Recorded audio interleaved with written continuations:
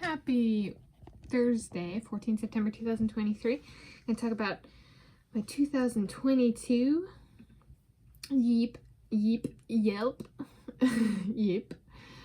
Elite Member Squad Badge / being a member, and my approach for writing reviews for that year. So first I'm going to go here and go, so this is my profile. So if you go, and these numbers update every day, so the numbers might be different than yesterday. If you saw my 2021 badge video, and so I clicked on the Elite 4 years, here's the badge. Currently it's added to my collection, and it displays here and on reviews.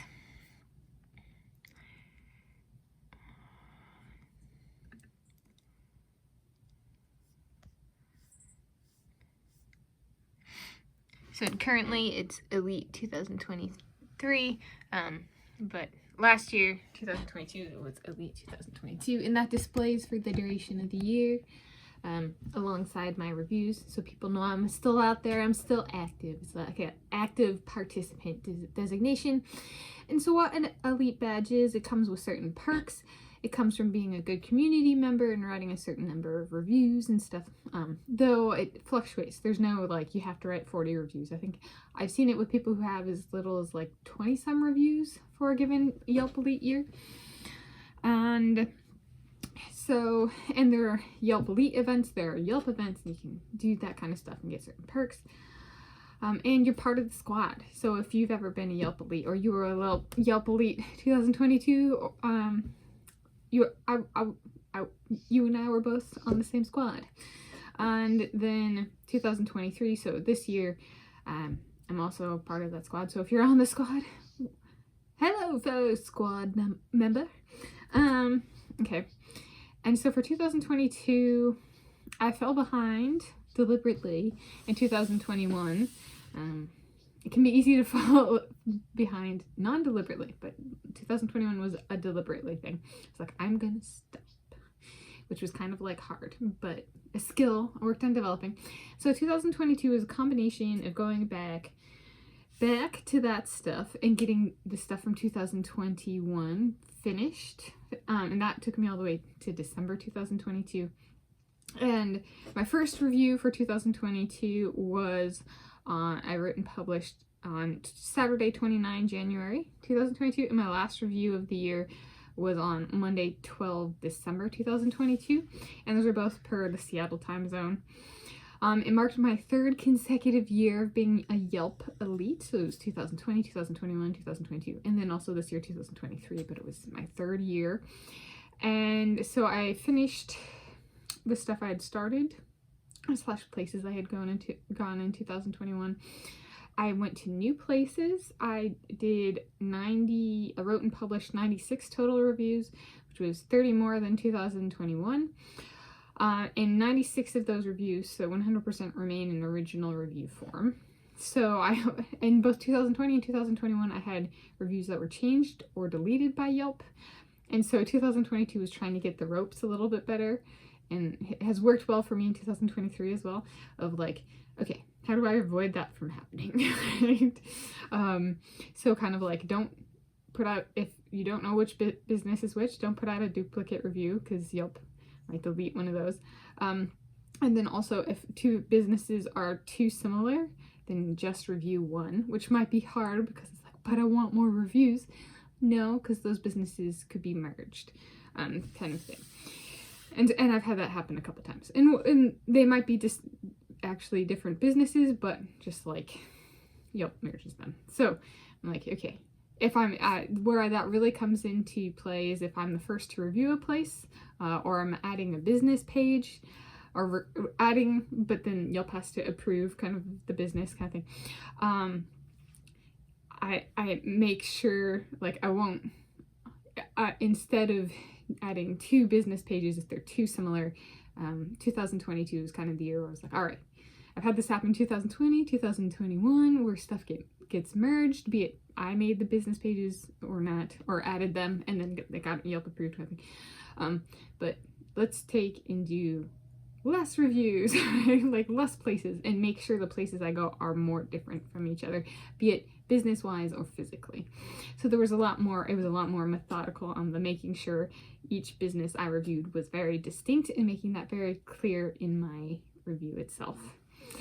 I think it's also the year, my entire time I've been kind of trying to say when I went to a place, not necessarily every time, but a lot of the time. 2022, there was tumultuousness that was depressing with World Aquatics and FINA and World Aquatics, now it goes by World Aquatics, so it did transition its name, start transitioning in 2022. And so and especially the kind of misinformation it publishes about certain athletes I found very depressing, so I did need to draw on going out into the world more, and I think my work in 2021 doing that kind of stuff, kind of 2022 was more about making it healing time for myself. So 2021 there was a fair amount of family time. 2022 was like, I need to make sure I take time for myself away from family, right? Right, just I don't need more people and more misinformation, and I'm not saying my family gives misinformation, but like for example, I was writing about Russians, and like my family doesn't like Russians, so I'm like, well, why would I go out if I want a break and just to think about things? Because when every spin is about Ukraine, right, and hating and banning my family tree, my ancestry, and my family tree, and people of me, like I'm Norwegian. How long till we get banned? Along with, well, there are Russians in my family tree, and so it was just kind of like, I don't need people in my life who are toxic. So 2022, if I have to write their family, how do I give myself a healthy time and find a healthy place to be apart, right? Which is necessary when they're attacking my family. So that was 2022, was getting caught up, but also doing, I would say, a better balance of making sure it was a very positive mental health year, versus in 2021, I actually had to get counseling because it was bad enough. So I did better on enforcing, this is my adventure, I'm going out there kind of on my own, because that's necessary when everything I care about is attacked, right? I'm not going to take the people who are attacking me with me. That's always an unreasonable request, kind of thing. So that was 2022, and there's been a rumor, and this is kind of related because I have a new plush. This is Leon, one of my new sleeping buddies. I have a few sleeping buddies. My newest edition, before this, my newest edition was 2012/2013, a stuffed animal plush, not taxidermy, that I still use. And there's a rumor, and we don't like rumors, so we'll make sure we put out in a video what the rumor is in our form of what it looks like, that I was at Sheets, SHEETS or SHEETZ, it was pronounced Sheets, with Leon. And so it's like, you know what, here's Leon. This is my Pittsburgh Steelers jersey. It's a regional northeast, so Pittsburgh is in the region of the United States, the northeast region of the United States. And Leon in Sheets, only one Sheets, man, these Sheets. People want to see Leon in Sheets? All right. There is Leon in Sheets. Does that not suffice? I have got it, you guys. We are going to see Leon in the regional Northeast chain NFL, National Football League, right? Chain, SHEETZ. Let's get him in his Northeast regional time. Is it a he? People said it was a he. It's genderless, technically.